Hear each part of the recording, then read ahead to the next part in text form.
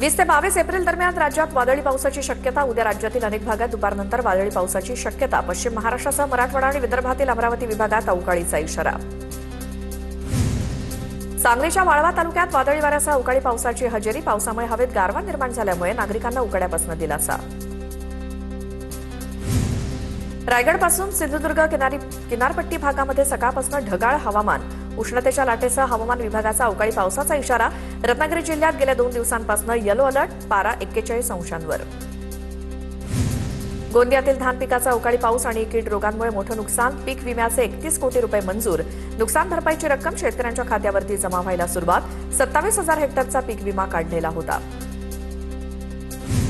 लहरी हवामानामुळे रायगडमधील आंबा पिकाचे 85% नुकसान. शासनानं जाहीर केलेली हेक्टरी 22,000 रुपयांची मदत अत्यंत तोकडी असल्यामुळे बागायतदारांमध्ये नाराजी. शासनाकडे मोठ्या आर्थिक मदतीची मागणी.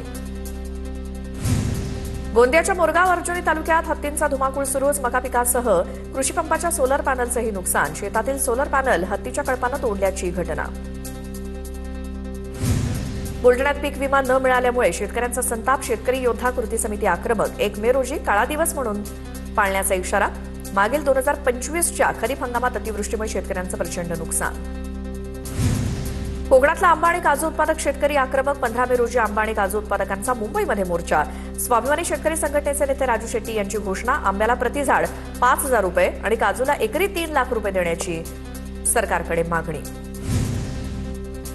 धुळ्यामध्ये शेतकऱ्यांच्या नुकसान भरपाई संदर्भात शिरपूर फास्ट संघटनेच्या वतीनं जिल्हाधिकाऱ्यांना निवेदन. शेतकऱ्यांच्या नुकसानीसंदर्भात लवकरात लवकर दखल घेत भरपाई देण्याची मागणी.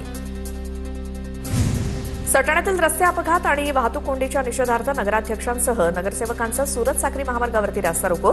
प्रशासनाकडून ठोस उत्तर न मिळाल्यामुळे पदाधिकाऱ्यांकडून आक्रमक पवित्रा घेत संताप व्यक्त. येवल्याच्या मालखेडामधील तरुण बाळामोरेच्या हल्लेखोराला अटक करण्यासाठी आदिवासी बांधवांचा मोर्चा. प्रांताधिकारी कार्यालयावरती आदिवासी बांधवांचा धडक मोर्चा. आरोपीला तत्काळ अटक न झाल्यास रास्ता रोको करण्याचा इशारा. शिंदखेडमध्ये अक्षय तृतीयेच्या तोंडावर सिलेंडर मिळत नसल्यामुळे ग्रामस्थ संतप्त. भगवा चौकात सरकार विरोधात नागरिकांचा रास्ता रोको. पोलिसांच्या मध्यस्थीनंतर आंदोलन मागे घेण्यात आलं. चंद्रपूरच्या धानोरा परिसरामध्ये प्राध्यापक सुरेश सोपणे यांनी 20,000 वर्षांपूर्वीची बायसन आणि हरणांची दुर्मिळ जीवाश्म आणि अश्मयुगीन मानवी शस्त्रे शोधली. हे अवशेष रॉक म्युझियममध्ये जतन करण्यात आले. त्यामुळे चंद्रपूरच्या ऐतिहासिक वारशात भर पडली.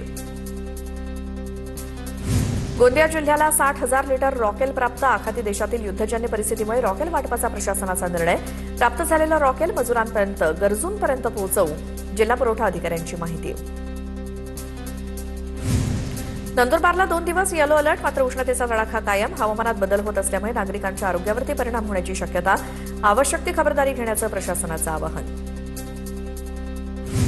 गोंदियात 43 अंश सेल्सिअस तापमानामुळे दुपारी 12:30 ते 4 वाजेपर्यंत ट्रॅफिक सिग्नल बंद ठेवण्याचा निर्णय.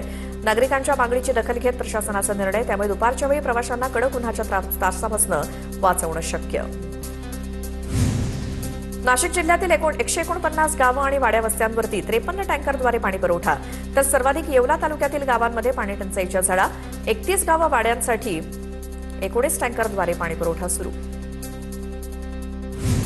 छत्रपती संभाजीनगरमध्ये उष्माघाताचा वाढता धोका. आरोग्य यंत्रणा सज्ज. महानगरपालिकेच्या मेल्ट्रॉन हॉस्पिटलमध्ये 50 बेड्सची व्यवस्था. भरपूर पाणी प्यावं आणि स्वतःची काळजी घ्यावी असं आवाहन आरोग्य विभागानं केलंय. नांदेडमध्ये उकाड्यापासून प्रवाशांना वाचवण्यासाठी ऑटोच्या छतावरतीच गारेगार व्यवस्था. या अनोख्या कल्पनेमुळे प्रवाशांची संख्या वाढली. सोशल मीडियावरती कूल रिक्षाची जोरदार चर्चा सुरू. कृष्णा खोऱ्याचा 50 टीएमसी पाणी योजनेचा डीपीआर 6 महिन्यात पूर्ण करण्याचे मुख्यमंत्र्यांचे निर्देश. 16,000 कोटींचा कृष्णा खोरे प्रकल्पाचा निर्णय धाराशिवसाठी महत्वाकांक्षी ठरणार. दुष्काळाचं संकट कायमचं टळणार. आमदार रणजगजितसिंह पाटलांची माहिती. गडचिरोलीच्या झिंगानूरमध्ये टीव्ही9च्या बातमीनं 10 वर्षांचा पाणी प्रश्न सुटला. टीव्ही9नं बातमी दाखवताच प्रशासनानं पहिल्यांदाच टँकरनं पाणी पुरवठा सुरू केला. यावेळी नवीन बोरवेल आणि वीज पुरवठा सुरळीत झाल्यामुळे ग्रामस्थांनी टीव्ही9चे आभार मानले. राजगडच्या नसरापूर वेल्हे रस्त्याचं काम निकृष्ट दर्जाचं होत असल्याचा आरोप. संतप्त नागरिकांनी रस्त्याचं काम बंद पाडलं. ग्रामस्थांनी अधिकाऱ्यांचा सत्कार करून गांधीगिरी पद्धतीनं निषेध नोंदवला. रस्ता दुरुस्ती न झाल्यास तीव्र आंदोलनाचा इशारा. परभणीच्या जिंतूर सेनगावला जाणाऱ्या राज्यमार्गावरती खड्ड्यांचं साम्राज्य. खड्ड्यांमुळे या महामार्गावरील अपघातांमध्ये वाढ. बांधकाम विभागाचं रस्त्यांकडे दुर्लक्ष, नागरिकांमध्ये संताप. आमदार प्रकाश सुर्वेंच्या वाढदिवसानिमित्तानं महाआरोग्य आणि शस्त्रक्रिया शिबिराचं आयोजन. हे शिबिर प्रकाश सुर्वेंच्या पुढच्या वाढदिवसापर्यंत चालणार. रुग्णांना मोफत डायबिटीज आणि बीपी तपासणी यंत्र, कॅल्शियम पावडर आणि औषधं दिली. पुण्याच्या भोर तालुक्यातील चिखलगाव धोंडेवाडी गावातील छत्रपती शिवरायांच्या अश्वारूढ पुतळ्याचं अनावरण मंत्री चंद्रकांत पाटील यांच्या हस्ते पुतळ्याचं अनावरण केलं. छत्रपती शिवरायांच्या जयघोषात पार पडला अनावरण सोहळा. नागपुरात आपली बस कर्मचाऱ्यानं महिलेचं हरवलेलं सोनं रोख परत करत प्रामाणिकपणा जपला. कंडक्टर भूषण कोरडे यांनी सापडलेली मौल्यवान पर्स सुलक्षणा पाटील यांना सुपूर्द केली.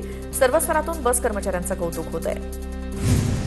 विटा मेढा महाबळेश्वर मार्गावरील कोंडवेमध्ये उघड्या विहिरींमुळे प्रवाशांचा जीव टांगणीला. मुळाचा ओढा ते कोंडवे दरम्यान 4 धोकादायक विहिरी. सार्वजनिक बांधकाम विभागाकडे लक्ष घालण्याची मागणी. सेनगावमधील मनरेगा विहीर घोटाळ्यामुळे त्रस्त तरुण शेतकऱ्याची आत्महत्या. कागदोपत्री विहीर दाखवून अनुदान लाटणाऱ्या एजंटवरती गुन्हा दाखल. आर्थिक गुन्हे शाखेकडून प्रकरणाचा सखोल तपास सुरू. नागपुरात पीएसआयवरती हल्ला करणाऱ्या आरोपीची पोलिसांनी वरात काढली. पोलिसांनी सीसीटीव्ही आणि प्रत्यक्षदर्शींच्या मदतीनं आरोपींना ताब्यात घेतलं. तिघांनी डेप्युटी सिग्नल परिसरामध्ये दहशत निर्माण केली होती. पुण्यामध्ये बनावट मालक उभा करून 10 कोटींचा बंगला घोटाळा. मृत व्यक्तीच्या नावावर 10 कोटी रुपयांचा बंगला विकल्याचा धक्कादायक प्रकार उघड. पोलिसांकडून 2 जणांना अटक. अकोल्याचे अतिरिक्त जिल्हाधिकारी प्रमोद गायकवाड निलंबित. गायकवाड यांच्यावरती खंडणीचा गुन्हा दाखल झाल्यानंतर सरकारची मोठी कारवाई. गायकवाड यांनी खाण मालकांना प्रत्येकी 15,000ची मागणी केल्याचा आणि धमकावल्याचा खाण मालकांचा आरोप. गोंदियामध्ये नियम मोडणाऱ्यांकडून 1 कोटी 13 लाखांचा दंड वसूल. इंटरसेप्टर वाहन आणि सीसीटीव्ही कॅमेऱ्याच्या मदतीनं दंड वसूल. अवघ्या काही महिन्यामध्ये हजारो वाहनांवरती कारवाई करत पोलिसांनी अपघातांना लगाम लावला. जालन्यातील मोतीराम अग्रवाल बँक फसवणूक प्रकरणामध्ये आणखी एकाला अटक. 23 कोटी 33 लाखांच्या बनावट कर्ज घोटाळ्यातील आरोपीला 8 दिवसांची पोलीस कोठडी सुनावली. बनावट कर्जदारांचे जबाब नोंदवण्याची प्रक्रिया आर्थिक गुन्हे शाखेकडून वेगानं सुरू.